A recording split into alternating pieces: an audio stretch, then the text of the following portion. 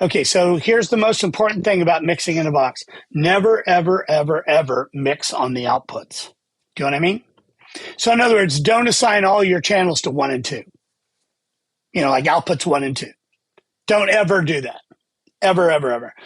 The reason being is that the outputs, how to describe this? If you're trying to do parallel processing to an output, there's no guarantee you'll be in time. And it's because you're outside of the window of the DSP.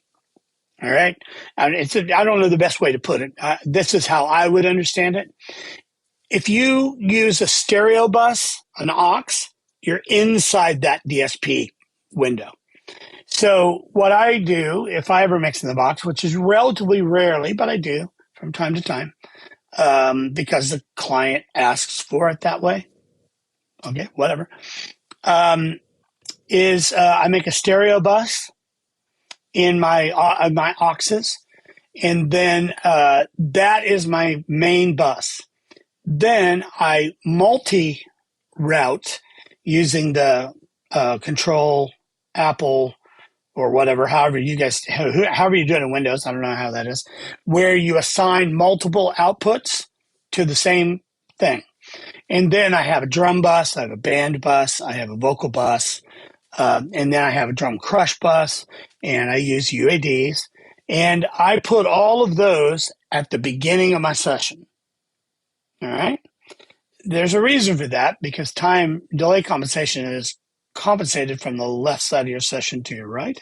So I put them all the way to the left. All right?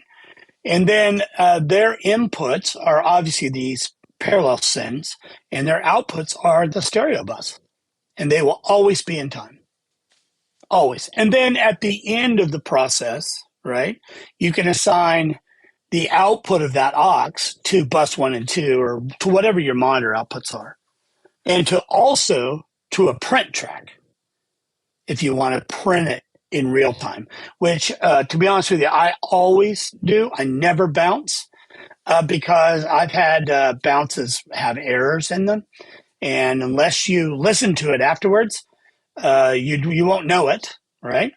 And so to me, if it's the master, I'm always listening to it as I print it.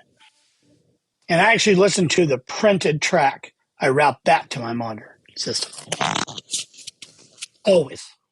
Not the output, the playback, not the output, but the track you're recording.